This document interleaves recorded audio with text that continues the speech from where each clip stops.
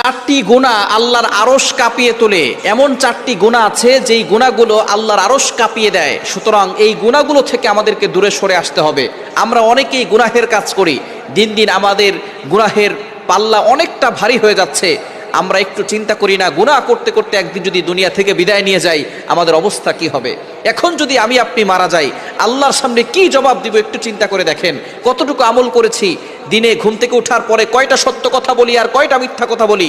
গুনাহ দিয়ে আমাদের জীবনটা ভরে গেছে, তারপর আমরা কিছু গুনাহ ছাড়তে পারতেছি না। সুতরাং গুনাহকে ছাড়তে হবে, তাওবা করতে হবে। নবীজি সাল্লাল্লাহু আলাইহি ওয়াসাল্লাম জানিয়ে দিয়েছেন, আত-তাইবু মিনায যামবি কামাল্লা যামবালা। যারা সঠিকভাবে তাওবা করে তাদের পিছনে সব গুনাহ আল্লাহ তাআলা ক্ষমা করে দেন। এজন্য আমরা গুনাহ থেকে তাওবা করব এবং এই চারটি গুনাহ করব না। নাম্বার 1, এক নাম্বার হচ্ছে জুলুম করা যাবে না। আল্লাহ পাক রব্বুল আলামিন সবচেয়ে বেশি অপছন্দ করে জুলুমের গুনাহ। আপনি যদি বড়লোক হন, ধনী হন, গরিবের উপর অত্যাচার করবেন না। যদি আপনি টাকা পয়সার মালিক হন, গরিব যারা আছে তাদের উপরে জুলুম করবেন না, অত্যাচার করবেন না। এই জুলুম যদি কেউ করে, মাজলুমের পক্ষের যে আওয়াজটা হয়, তার ভিতরে যে কষ্ট হয়, এই কষ্টটা সরাসরি আল্লাহর আরশে আজিমে গিয়ে নক করে, আল্লাহর আরশটাকে কাঁপিয়ে দেয়। বুখারীর হাদিস, নবীজি সাল্লাল্লাহু আলাইহি ওয়াসাল্লাম জানিয়ে দিয়েছেন, দুনিয়াতে যদি একটা গরু আর একটা গরুর প্রতি জুলুম করে, এই জুলুম আল্লাহ সহ্য করবে না।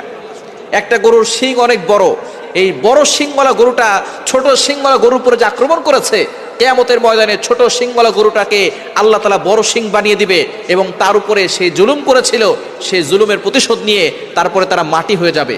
গরুর প্রতি গরুর জুলুম আল্লাহ সহ্য করবেন না।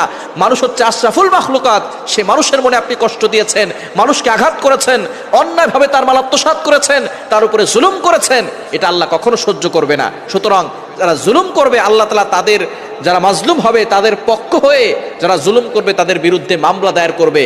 দুনিয়ার মামলা মোকদ্দমা টাকা পয়সা দিয়ে খালাস করা যায়, আল্লাহর মামলা আপনি কিভাবে খালাস করবেন একটু চিন্তা করে দেখেন। এজন্য এক নাম্বার, জুলুম করলে আল্লাহর আরশ কাঁপিয়ে তোলে, সেই জুলুম কখনো করা যাবে না। দ্বিতীয় নাম্বার হচ্ছে আলেমদেরকে অসম্মান করা যাবে না। আলেমরা হচ্ছে নবীর ওয়ারিস। যারা আলেমদেরকে অসম্মান করে, আলেমদেরকে বেইজ্জতি করে, হ্যাঁ আলেমদের গুনাহ থাকতে পারে, তারা ভুল করতে পারে। যদি আপনার চোখে ভুল ধরা পড়ে, আপনি তাকে সুন্দর করে ভদ্রতার সহিত তাকে সুন্দর করে বুঝিয়ে বলবেন। এখন যদি আপনি আলেমদেরকে কষ্ট দেন, অসম্মান করেন, আলেমদের কোনো ভুল নাই, তারপর আপনি তাকে অসম্মান করেন, তাহলে কিন্তু আল্লাহর আরশ কেঁপে উঠবে আর আল্লাহ পাক রব্বুল আলামিন এর জন্য আপনাকে জঘন্যতম শাস্তি দিবেন। এজন্য অবশ্যই আপনি যদি কাউকে অসম্মান করেন, অপদস্থ করেন, লাঞ্ছিত করেন, তাহলে কিন্তু মনে রাখবেন, আপনি যদি সাগরের তলদেশে চলে যান, অথবা উটের পেটের ভিতরে ঢুকে যান, অথবা পাহাড়ের চূড়ায় চলে যান, যেখানেই যান না কেন সেখানে আপনাকে অপদস্থ করে আল্লাহ ছাড়বেন।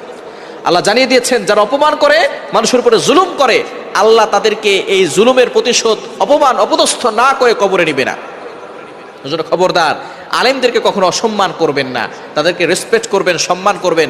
আবু দাউদ শরীফের হাদিস, ইন্নাল উলামা ওয়ারাসাতুল আম্বিয়া, ওলামায়ে কেরাম হচ্ছে নবীর ওয়ারিস, তাদের সাথে ভালো ব্যবহার করার চেষ্টা করবেন ইনশাআল্লাহ।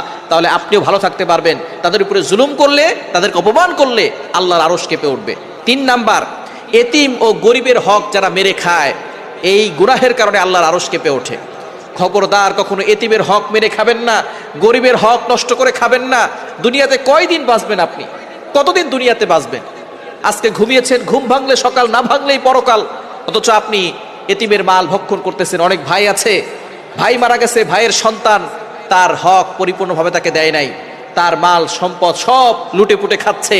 এরকম অনেক ভাই আছে না নাই? আল্লাহর কাঠগড় আপনাকে জবাবদিহি করতে হবে, কয়দিন দুনিয়াতে বাঁচবেন।